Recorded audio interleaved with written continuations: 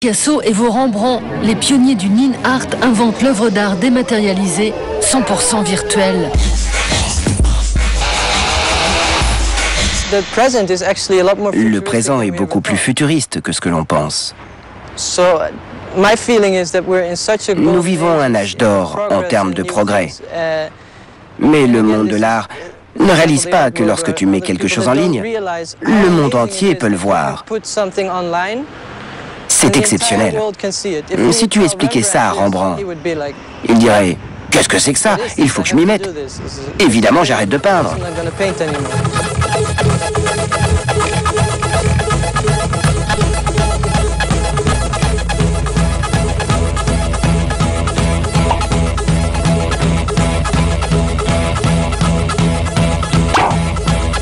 La révolution Internet secoue enfin le monde de l'art.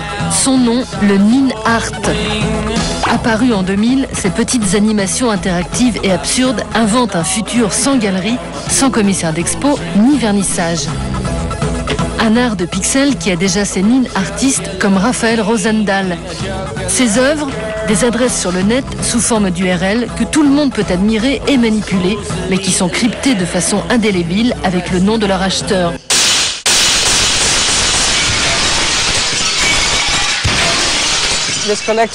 C'est l'histoire d'une collectionneuse d'art espagnole qui va dans une soirée avec plein d'autres collectionneurs. Ils discutent tous ensemble et l'un d'entre eux dit « Je n'arrive pas à croire que tu payes pour des photos.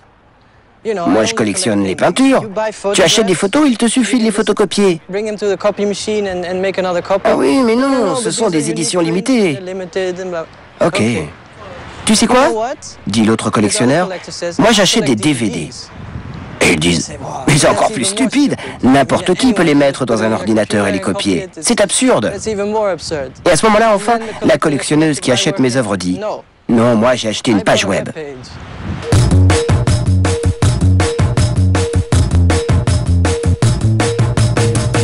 Le créateur du mouvement Nin, Miltos Manetas, vit dans ce quartier cossu du nord de Londres. Artiste grec de 43 ans, il tire un trait sur le terme art contemporain qui, selon lui, est obsolète.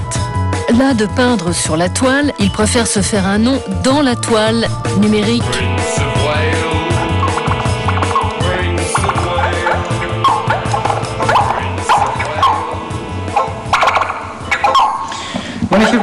Quand j'ai de l'argent, j'aime le dépenser dans ma collection d'art Nin. Parce que c'est le seul style que j'ai vraiment envie de posséder. Bien sûr, je possède de l'art traditionnel, du Maurizio Catalan, du Vanessa Beecroft, mais j'apprécie beaucoup d'avoir des œuvres Nin. Il n'y a pas de gloire en dehors de l'Internet. Parce que tout est déjà arrangé d'avance. La gloire, c'est quelque chose qui arrive quand il y a une possibilité d'échec. Quand tu fais de l'art contemporain, de l'art traditionnel, il n'y a aucun risque d'échec. Tu peux faire des trucs moches, ça fait rien, parce que l'art contemporain accepte les trucs moches. Mais si tu fais quelque chose sur le net, tu n'en sais rien. Tu ne sais pas ce que c'est. Dans cette œuvre, Miltos Manetas dit 1 million de fois merci à Andy Warhol et crée au passage sa propre factory virtuelle. 12 artistes composent la nébuleuse Nin, venus du monde entier. Leur objectif est de rendre la technologie poétique.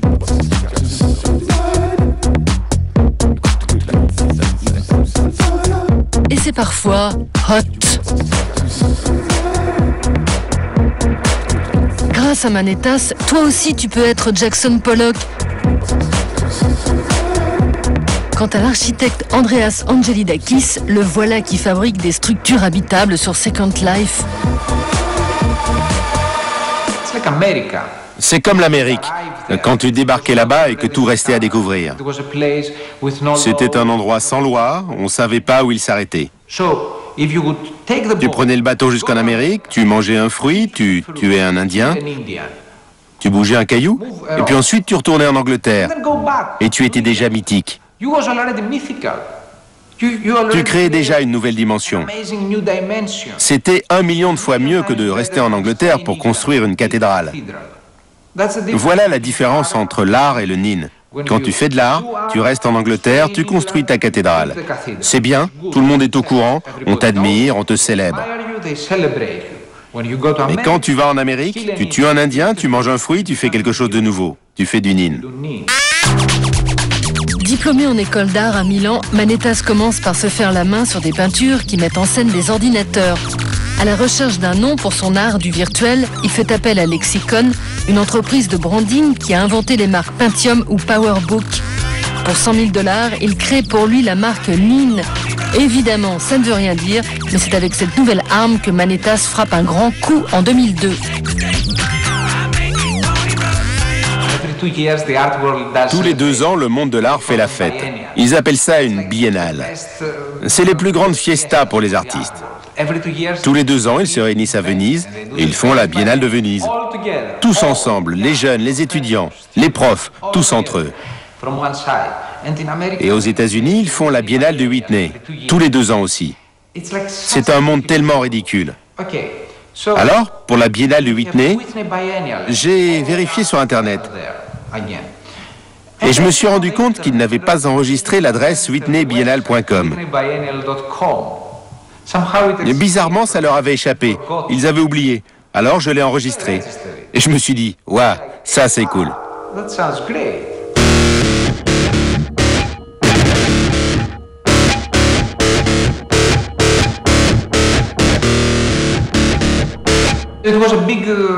Ça a remporté un grand succès à l'époque, mais le monde de l'art a complètement flippé.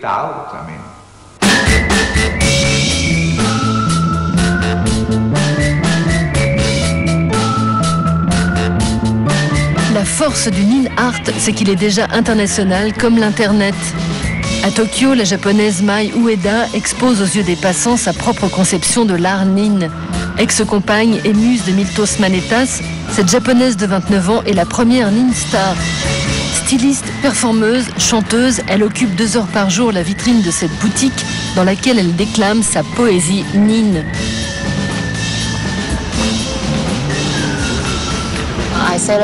Je célèbre des mots poétiques en ajoutant .com à la fin. I don't want to compromise.com. Negotiation is not a compromise.com. Sounds interesting.com. You look fresh.com. Bad text situation makes me sad.com. Too young to be.com. I'm gonna copy.com. I'm gonna copy.com. I'm gonna copy.com. I'm gonna copy. Mama, mama, mama. I want to do ringtone. J'aimerais enregistrer une sonnerie de portable avec mes chansons. Yeah. Oui, Yeah. oui. Je crois que ce serait super. Pronto, pronto. Allô, allô. Comment ça va? Hello.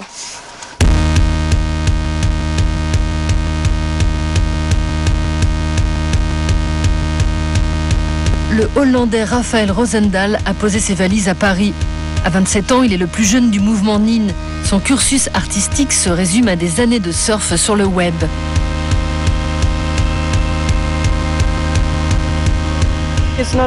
Pour moi, l'important, ce n'est pas l'ordinateur, mais Internet. Les machines sont un peu pénibles. J'ai amené un ordinateur ici et j'ai sué pour le transporter. Mais j'ai toujours imaginé l'Internet comme un grand tout. Avec un couteau, je le découpe et tu envoies l'intérieur. Ensuite, je montre tout, le referme ou le laisse ouvert pour quelqu'un. Et c'est comme ça que je vois les choses. Le site de Raphaël a été repéré par Manetas en 2001. Ces petits jeux interactifs sans but précis lui ont permis d'intégrer le mouvement. Artiste sans galeriste, les URL de ses œuvres se vendent jusqu'à 10 000 €.